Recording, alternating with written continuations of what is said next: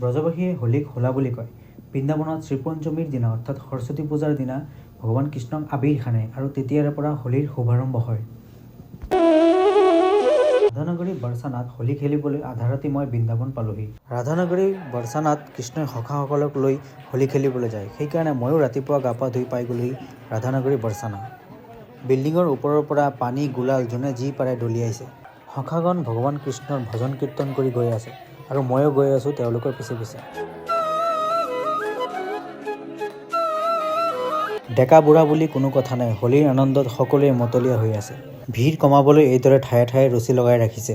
ভক্তৰ মুখত ৰাধে ৰাধে আৰু কটকটীয়া নিৰাপত্তাৰ মাজেৰে ফাইনেলি মই পাই গলোহি শ্ৰী লাডলিজী অৰ্থাৎ আমাৰ ৰাধাৰাণীৰ মহল। নৃত্য আৰু গানৰ মাজত কিছু সময়ৰ বাবে ময়ো যেন ক'ৰবাত হেৰাই গলো।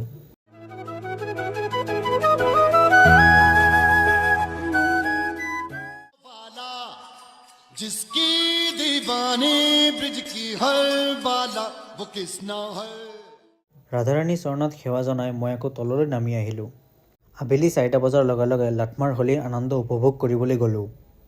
লাটমাৰ হোলী বৰছানাৰ এটা পৰম্পৰাগত উৎসৱ, য'ত সখাই গোপীসকলক জোকায় আৰু গোপীসকলে সখাক লাখুটিৰে কোবায়। দাউজী অৰ্থাৎ শ্ৰী বলৰামৰ মহলত দাউজী কা হুৰংগা খেলা হয়, তাৰে এয়া কিছু দৃশ্য।